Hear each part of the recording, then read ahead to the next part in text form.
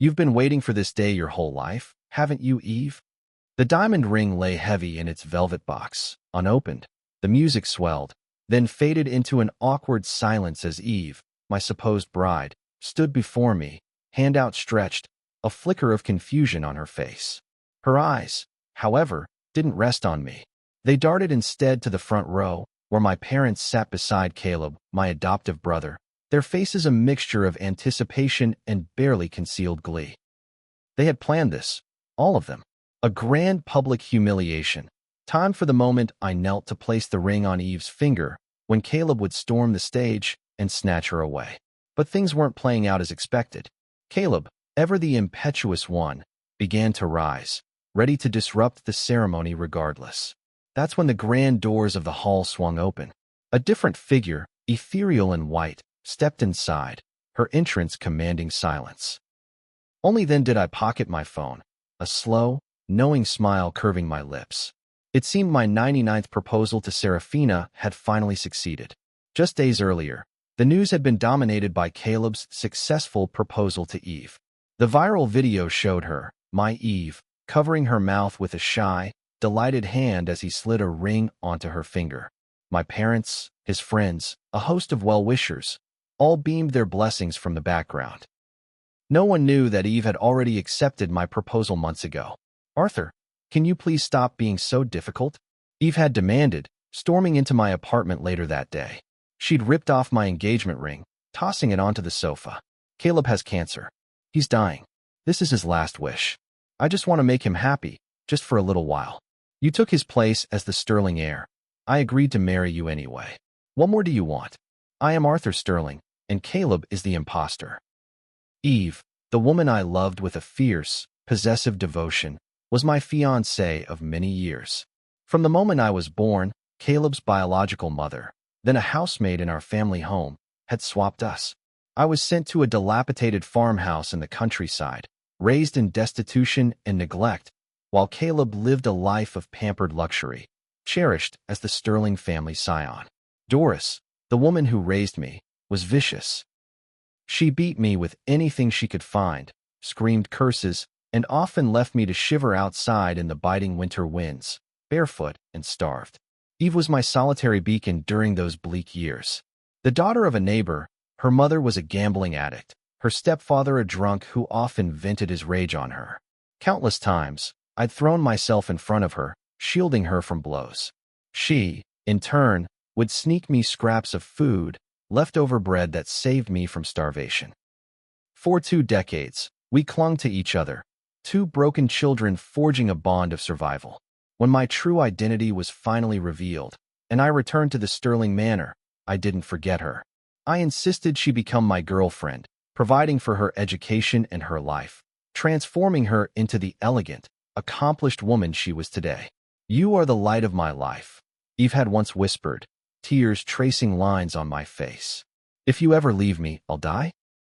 That's why I couldn't comprehend her constant evasions, her endless excuses whenever I proposed. Now I understood. My fiancé had fallen for the man who stole my entire life. Watching the open disgust on Eve's face twisted something in my gut. I didn't answer her question, merely brushed a stray, anger-tangled strand of hair from her cheek. "Do you remember what you told me when I first returned home?" My return to the Sterling family had been anything but a homecoming. My biological parents, George and Eleanor Sterling, adored the son they had raised. Caleb suffered no reprimand. Instead, they paraded him at every family gathering. Dinner plates were always piled with his favorite dishes, often the very ones that triggered my severe allergies. Back then, Eve had squeezed my hand, her eyes full of unspoken promise. "It's okay. Even if no one else loves you, I always will. I'll always be by your side." Now, even she had turned against me. Eve flinched from my touch, her brow furrowed. "Of course I remember. But Caleb is in danger. We have to prioritize the patient, don't we?" Perhaps sensing the coldness in her tone, she softened, offering a strained smile, her voice a gentle coaxing meant for a child. "Don't worry, Arthur. I'll go along with this charade for Caleb. I just don't want him to leave this world full of regrets. You're the one I truly want to marry." But Eve was lying. Though the words of love spilled from her lips, her eyes betrayed a chilling indifference, a thinly veiled contempt, an undeniable resistance. She hadn't loved me for a long time. Her phone vibrated on the table. Caleb's photo clearly displayed on the screen, but she flustered, leaning over to hide it. "It's probably just your parents, asking about the wedding preparations. Don't worry, just focus on everything." She paused, then met my gaze, a subtle challenge in her eyes. "On our wedding day, I promised to give you a surprise." With that, she left in a hurry. A cold dread coiled in my stomach. I decided to follow. She drove straight to a private club.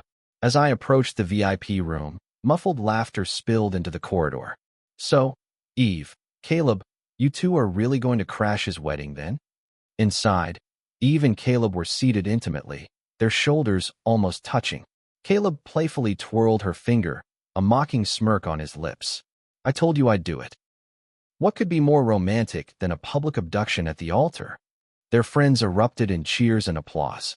"But we don't understand," one of them said. "If you two want to be together, why did Eve agree to Arthur's proposal in the first place? It's all so complicated."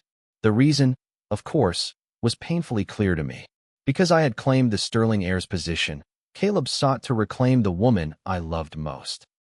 He could feign innocence to deceive my parents, invent a sob story to manipulate Eve, but he couldn't fool me. He would never admit his true motive, of course. He simply shrugged, a profound, almost philosophical look on his face. A stolen bride makes for a memorable wedding, doesn't it? That's what you call passionate love. The room dissolved into another burst of laughter. Someone turned to Eve. "Aren't you afraid Arthur will be furious? Leaving him at the altar will humiliate him publicly." No man could bear that. Eve leaned into Caleb's chest, her eyes sparkling as she looked up at him coyly. "I'll do whatever Caleb wants, as long as he's happy." My heart constricted, as if squeezed in a vice. Their laughter and sweet whispers in that room were like icy blades twisting in my soul. I stumbled backward, my mind a blank, a silent scream trapped in my throat. All I could see was Eve, shyly accepting Caleb's ring, then their excited plotting of the wedding day heist. The winter wind sliced through me, but I felt nothing beyond the chill of betrayal. I closed my eyes, their final words echoing. "Arthur's parents know about this. They agreed to fulfill Caleb's last wish. With two elders supporting us, what do we have to fear?" In that moment, I understood why my parents had been present at Caleb's public proposal. No one had ever truly loved me. In their eyes, I was merely a stepping stone for Caleb's happiness. My parents, my beloved. I had always believed Eve was different, but it turned out that 20 years of affection, all my sacrifices and love, meant less than her single-minded desire to please Caleb. If that was the case, I would let them have their twisted wish. A blaring car horn jolted me, and I realized I was standing in the middle of the road. I took a deep, shuddering breath, suppressing the rising agony, then pulled out my phone and dialed. "My wedding is in 3 days. Will you be there? I'm in need of a bride." Perhaps to fulfill their final, grand wish, my wedding was lavishly prepared. My parents had invited the media for a live broadcast, ensuring every angle was covered. Friends and relatives buzzed with barely contained excitement, eager for the dramatic bride napping. All of them believed I was oblivious. Eve did too. Early that morning, dressed in her pristine wedding gown, she arrived at the hotel. Caleb had been with her backstage for some time, their private moment evident in the flush on her face when she emerged. She startled at seeing me, then quickly composed herself, offering a forced smile. The lights in the dressing room were faulty. I was alone and scared, so I asked Caleb to help fix them. I pretended not to notice, simply nodding. Eve smiled, linking her arm through mine, then discreetly slipped my engagement ring into my palm. Later, during the ring exchange, "Will you kneel and place it on my finger yourself?" I knew this was their meticulously planned scheme. Only if I knelt, publicly proposing to her, only then would Caleb's dramatic entrance and abduction become the thrilling, romantic spectacle they craved. I gave a soft, hum, masking the bitterness in my heart. As Eve turned to leave, her face radiating satisfaction, I unexpectedly grasped her hand, my gaze fixed on hers. "You once told me I was the light of your life, that if I ever left you, you would surely die. Was that true?" Eve froze. After so many years, the affection between us had long been eroded by time. Perhaps she had truly forgotten her vow. To placate me, she forced another smile. Of course it's true. Now, hurry up and get ready. The wedding is about to begin. I watched her depart, a bitter smile gracing my own lips. I wondered, after today, if any shred of her old promise would remain. The melodic strains of the wedding march filled the hall. Under the gaze of everyone present, Eve walked slowly towards me, her face alight with expectation. But I knew she wasn't truly anticipating becoming my wife. Her eyes, from beginning to end, were fixed on Caleb. The atmosphere grew taut as we approached the ring exchange. Caleb stared at me, his eyes burning, poised to rush forward at any moment. Eve extended her hand, and the romantic music abruptly shifted to a tense, dramatic melody. But I remained motionless. Eve grew impatient. "Arthur, what's wrong? Put the ring on me." I said nothing. Below, my parents began to fidget, then stood up abruptly. "Arthur, what are you doing?" "Everyone is watching." As I still didn't move, a murmur rippled through the guests. Eve's face darkened. She tried to rein in her anger, her voice a mix of chiding and command. "Arthur, what are you doing? Didn't you want to marry me? Today is our wedding day. All our friends and family are here. Are you trying to humiliate me?" I smiled faintly, but it was a smile of profound sorrow. So they knew. They knew that if something went wrong at the wedding, both Eve and I would lose face. Yet they had conspired behind my back, plotting this vile scheme. Amidst the chaotic whispers, I finally spoke. "I apologize, everyone, but my bride hasn't arrived yet. Could we wait a little longer?" The entire hall fell silent. Eve's eyes widened, unable to believe what she'd just heard. Below, a torrent of murmurs broke out, everyone bewildered. Just then, the hotel doors burst open. A familiar figure, resplendent in a pure white gown, strode purposefully down the aisle. Her clear voice rang out. "Arthur, I've come to marry you." Serafina. Officially, she was my real fiancée. Years ago, the Sterling and Thorne families had arranged a marriage pact. When I reclaimed my identity as the Sterling heir, the engagement was reinstated. But back then, I hadn't wanted to leave Eve, so on the day I returned home, I'd gone to the Thorne estate to break the engagement. Serafina Thorne was then a pampered, proud, and headstrong young woman. My rejection had infuriated her. She'd even declared, before leaving the country with her father, "You don't see my worth now, but one day, you'll crawl back to me, begging." Now, with Serafina standing there, Eve was stunned. She turned to me, her voice trembling. "What is this?" "This is our wedding day."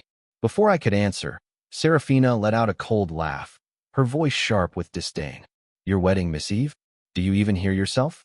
Haven't you already accepted Caleb's proposal?" She lifted her chin, her eyes gleaming. "Everyone knows the Sterling and Thorne families have a long-standing engagement. I am Arthur's rightful fiancée. Today is his wedding, so of course, I'm the one who stands beside him.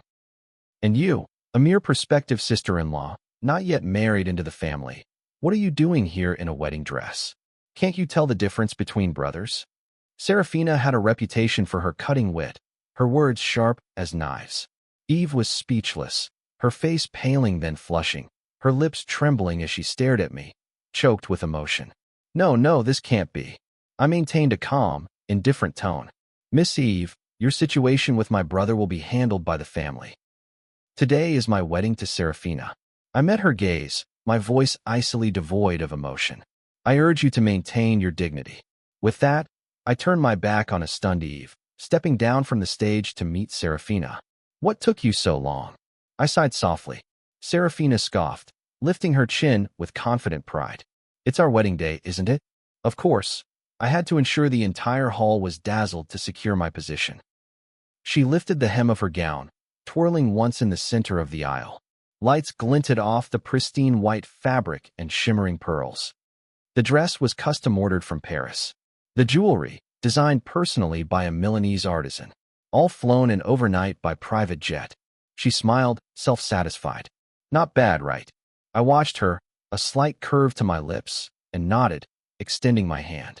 Serafina scoffed again, a triumphant grin on her face as she placed her hand in mine. "This time, you've shown good judgment. I won't hold a grudge. But remember this, you said you want to marry me. Dare to regret it, and you'll see what happens. Our hands clasped. A soft smile on both our faces was captured by every camera. Flashes popped continuously. On the stage, Eve, in her white wedding dress, now seemed like a pathetic, tragic joke. My parents could no longer sit still. They rushed forward, blocking our path, their faces pale. "Arthur, what is this? Isn't today your wedding to Eve? Changing brides at the altar like this, do you intend to ruin the Sterling family's reputation completely?" I looked at them calmly, my voice steady and cold. "Then when you both conspired to change the groom without my consent, why didn't you consider the Sterling family's reputation?" Their faces immediately fell, a mix of shame and anger rendering them speechless. On the stage, Eve's face burned with humiliation. She stood frozen for a long moment, then broke into a bitter smile, her voice trembling. "So you planned this. You knew everything. You deliberately staged this charade to humiliate me in front of everyone, didn't you?" Her eyes welled with tears. She couldn't believe the man who had loved and doted on her so completely could exact such cruel revenge. She didn't know how good I had been to her. When she was a child, beaten by her mother, tormented by her stepfather, I was always there, her protector. When she went to study abroad, I baked her a cake for every birthday, traveling thousands of miles just to deliver it. Once, when she had a headache, and I was busy signing a crucial business contract, I abandoned everything to care for her through the night. Her mother racked up tens of thousands in gambling debts. I paid them without a word. I even opened a small boutique for her parents, hoping they could stand on their own. I had painstakingly lifted them from destitution, transforming her from a pathetic, fragile girl into an elegant, successful woman. Thanks to me, she had the opportunity to study abroad, secure a good job, and gain status in her company. I did it all out of love, wanting only a better life for her. But then, she grew tired, like someone accustomed to gourmet meals suddenly craving the simple taste of plain vegetables. She forgot her own years of suffering, forgot the hand that pulled her from the abyss. And with Caleb's honeyed words, she imagined herself the heroine of a romantic drama, a woman fought over by two wealthy scions. But she didn't know that from the moment I learned of her betrayal, I had decided to let go. Yet, even now, Eve didn't acknowledge her own wrongdoing. She choked out a sob, her voice raw with emotion. "How could you be so cruel? All those years of affection between us, and you calculate against me like this?" I met her gaze, answering slowly. "And in your heart, what were those years of affection? A seasoning to make your bond with Caleb more intense." I took a step forward, my eyes icy. "Weren't you just as cruel? Conspiring with an outsider, plotting to humiliate me in front of this crowd. Wasn't that cruel?" Eve recoiled, stumbling back a few steps, her eyes bloodshot. The long wedding dress tangled around her feet, sending her sprawling onto the stage floor, a pathetic, disheveled heap.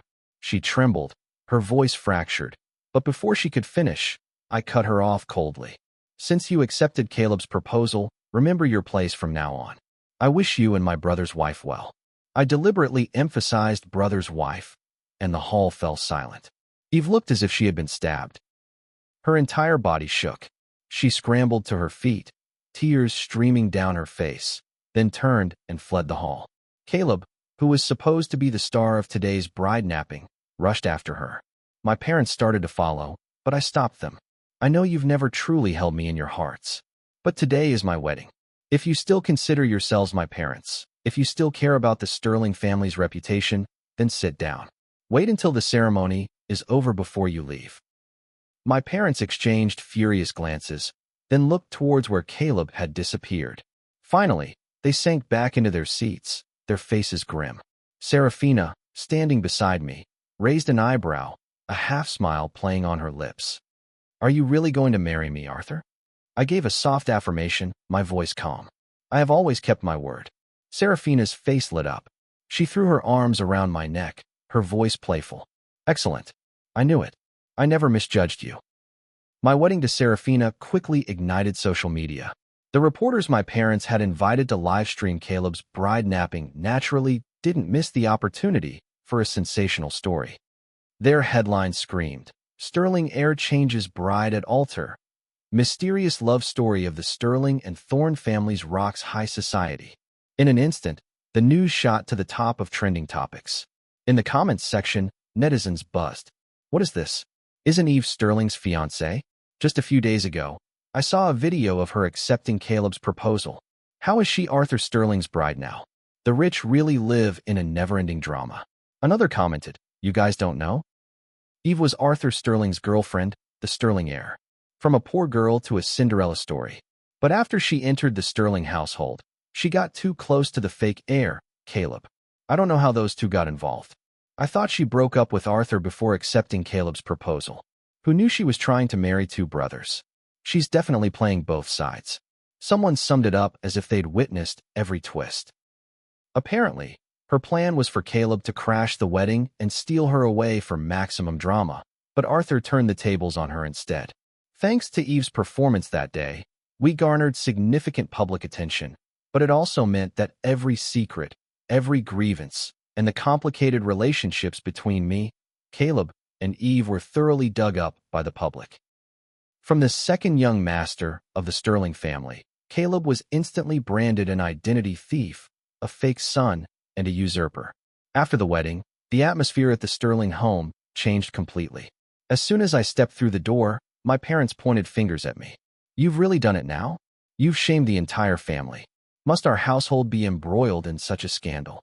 Their words dripped with indignation, yet their tone was full of self-righteousness. Caleb is still your brother, even if he's not blood.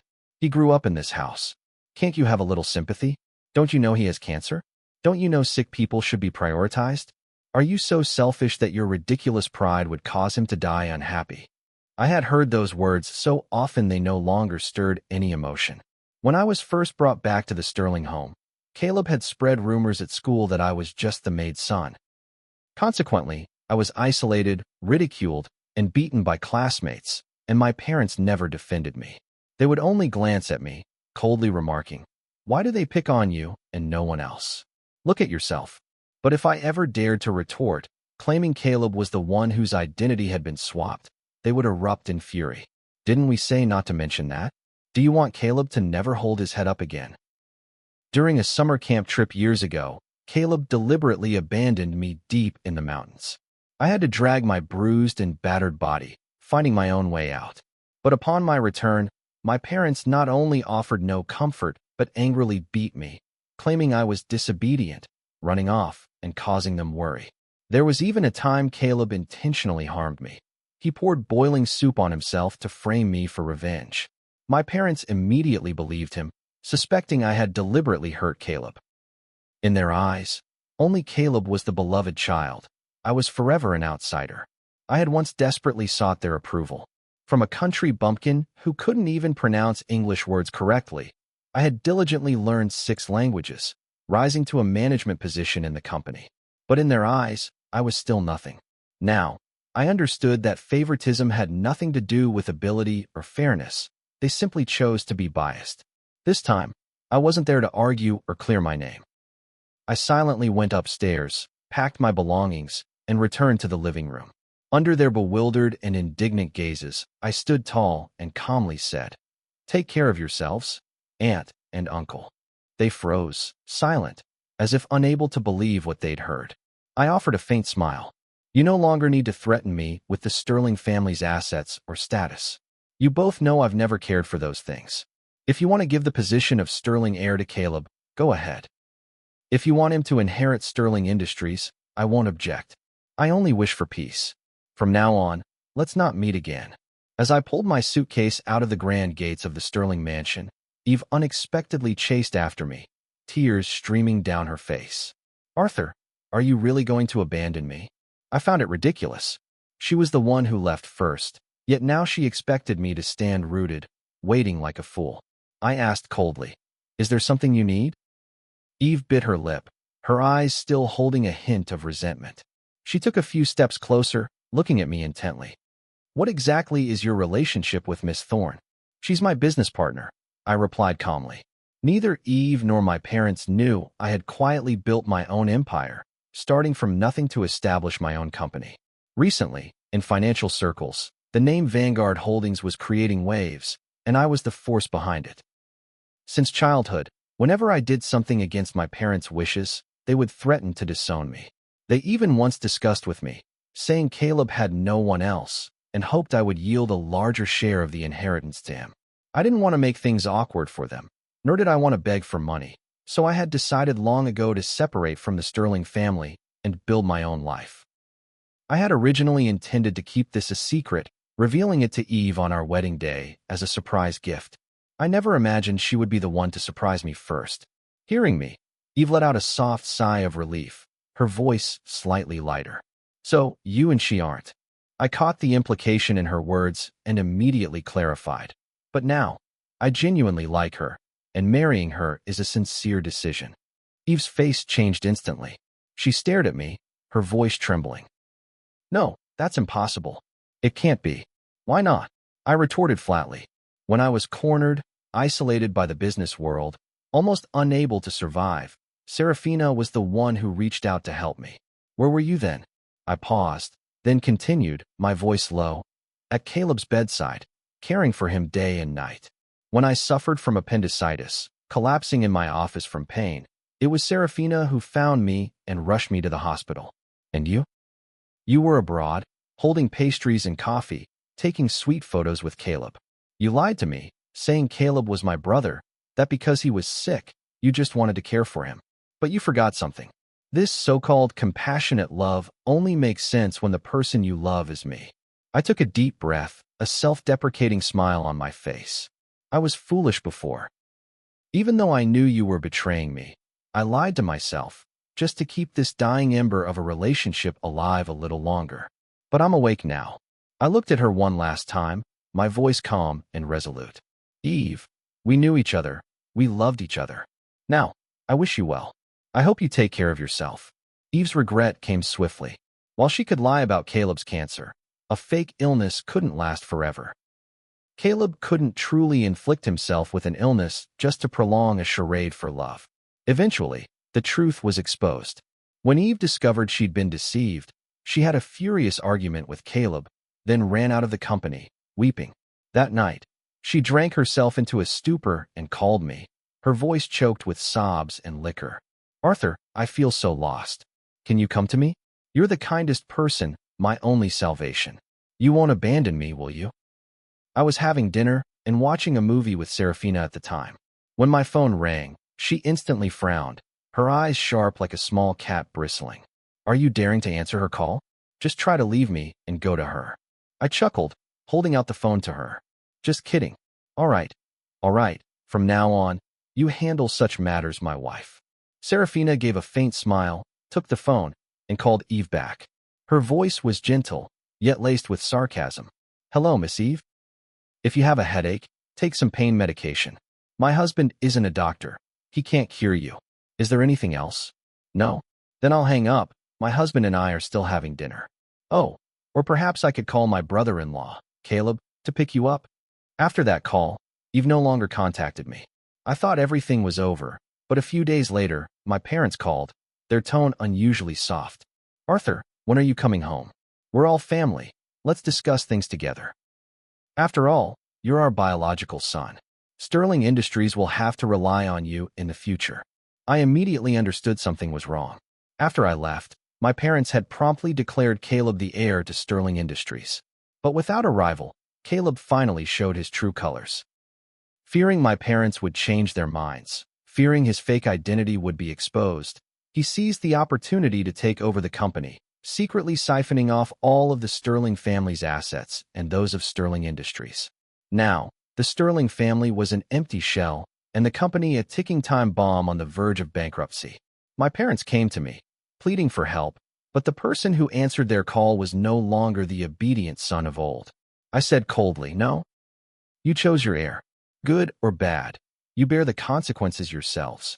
Not long after, Sterling Industries officially declared bankruptcy. My parents were besieged daily by creditors, living in constant fear. At that very moment, Caleb vanished without a trace. No one could find him, not even Eve. She came to me, her eyes red-rimmed, her voice trembling as she begged. Caleb is missing. Can you help me find him? I looked down at her slightly swollen belly, her face flushed with shame and anxiety. I'm truly at my wit's end, Eve whispered. I remained silent, watching her. Of course, I knew where Caleb was. After siphoning off all the Sterling family's assets, he still wasn't satisfied. Instead, he secretly accumulated power, intending to retaliate against me, the person he hated to his bones. But after a long game of corporate chess, I knew it was time to close the net. I looked up at Eve, my voice low and distant. Just wait a little longer. He'll come hear himself soon enough. Indeed, as expected, Caleb had suffered heavy losses. From childhood, he had only known how to ingratiate himself with my parents and women, skilled at charming and manipulating.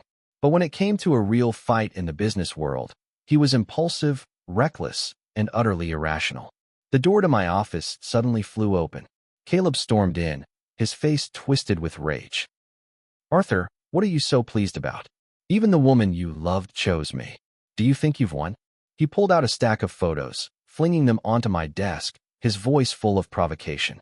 Look, this is the woman you held so dear, the goddess you always coveted. This is what she looked like in my bed. I looked at him, my gaze calm and unwavering. If you want to prove your worth as a man, don't use women to do it. That won't elevate you. It will only expose your pettiness. Caleb sneered, his eyes distorted, his voice arrogant. So what? In the end, I still won. At that moment, I saw Eve standing outside the door, tears silently streaming down her face, her eyes filled with despair. I spoke slowly. Now do you understand your place in his heart? Eve trembled, tears gushing. She raised her hand and slapped Caleb hard, then grabbed his collar, choked with emotion. Tell me, what am I to you? Caleb lost patience, shoving her hand away violently. She fell to the floor, clutching her belly in pain as a dark stain quickly spread on the floor. Caleb didn't even glance back, walking away coldly. In the end, I was the one who took Eve to the hospital, but it was too late. She lost the child. In the hospital room, she lay in bed, her face pale, tears falling like rain. I was so stupid. How could I have believed him? She gripped my hand, sobbing, her eyes wide with terror. Arthur, what do I do now? How could I have been so foolish? Truthfully, Eve hadn't been captivated by Caleb overnight. When I first returned to the Sterling family, she was still wary of him, even confronting him to protect me. But Caleb was an expert at feigning vulnerability. He called her sister, constantly indulged in childish antics, pretending to be weak. He would feign hunger, begging her to cook for him, or deliberately arrange for others to bully her, only to then play the hero and rescue the damsel in distress. They say 7 years brings an itch, 8 years brings fatigue. Eve and I had been together for over 20 years. Perhaps in her heart, that love had long faded, no longer distinguishable from affection, kinship, or gratitude. Caleb seized on that weakness. He slowly encroached upon her mind, then feigned weakness, lying about having cancer, claiming his last wish before death was to be loved by her. And so, her compassion crumbled, her affection skewed. Now, she lay weeping on the hospital bed, hot tears falling on my hand. It's my fault. I was careless and gave him an opportunity to intrude. How could someone who loved you so deeply, like me, be so blind? Caleb was arrested for the illegal transfer of Sterling family assets and for indirectly causing Eve's miscarriage. But the money he had transferred had long since been squandered. The Sterling family remained in ruins. My parents were besieged by creditors daily, living in constant fear. They once came to me, their voices choked with pleas. If we can't pay off the debts, even the house will be repossessed by the bank. Then we truly have no way to live. I didn't even bother to respond. It was Serafina who confronted them. I don't know what she said, but they left with bowed heads, looking utterly ashamed. From then on, they never sought me out again. As for Eve, before her body could even recover, she was dragged out of the hospital by her biological mother and stepfather. In the past, because of me, they had fawned and flattered. But now that I was no longer her support, they reverted to their true natures, greedy, selfish parasites who knew only how to exploit others. The deep pit from which I had once risked my life to pull her out, she now walked back into, step by step. Then, one day, I received news of Eve. It was news of her death. Her parents believed that she must have amassed considerable wealth, whether with me or with Caleb. So, after taking her in, they beat and cursed her every day, tormenting her in every conceivable way to force her to hand over the money. Eve was imprisoned in the attic of their house, living in a state of torture, hunger, and despair. When the police found her, her body had already begun to decompose amidst filth and squalor, a pathetic sight. On the mold-stained wall, dried bloodstains remained, where she had used her own blood to write my name. Perhaps in the final moments of her life, she had clung to life, waiting for me as she once had, for me to appear, protect, and save her from the darkness. It was tragic that this time, what she waited for was not me, but death. Eve's parents were sentenced to prison. My own parents, the Sterlings, fared no better. Their mansion was sealed and auctioned off by the bank. They lost everything, became homeless, and were reduced to scavenging in the streets to survive. Life inside had seemingly drained him of all vitality. His body was gaunt, his face hollow, covered in stubble and wrinkles. Behind him, Doris, his biological mother, still patiently followed, serving him, loving him like a truly cherished son. Caleb was now addicted to drugs, perpetually drunk, lashing out violently. The little wealth he had managed to cling to was squandered. His dilapidated house was nothing but chaos and debt. Whenever he was in a bad mood, he would vent his anger with his fists and feet on his adoptive mother, the woman who had once deceived the world for him. From the arrogant second young master he once was, Caleb had transformed into the very kind of person he most despised. When he saw me, he froze, his eyes distorted with hatred, his face contorted into a snarl. He shrieked, his voice hoarse. "Arthur, it was all mine. It was all supposed to be mine." I looked at him. A man now left with nothing but a crumbling shack, half a piece of bread he'd wrestled from his mother's hand, and a horde of creditors about to claim his life, and found it profoundly ironic. Serafina, sitting in the car, also saw him. She glanced in the rearview mirror, her eyes cold as ice. "He still dares to look at you like that? Do you need me to deal with him?" I smiled faintly, observing Caleb's haggard, pathetic figure in the reflection. "No need. Living like this is already the cruelest punishment." I looked up, my gaze unconsciously drawn to the giant LED screen of the shopping mall across the street. I remembered, years ago, in this very spot, that screen had broadcast the news of Caleb's proposal to Eve, brilliant flashes, shouts of congratulations filling the air. And I, then, was still naively preparing for my own wedding, still believing that with true love, happiness would never abandon me. When I saw that news report, I had stood frozen in the middle of the street, chilled to the bone, as if drenched in a bucket of ice water. Compared to the scene unfolding before me now, I could only manage a faint, knowing chuckle. Karma always finds its way. The heavens truly have eyes, and fate, a twisted sense of humor.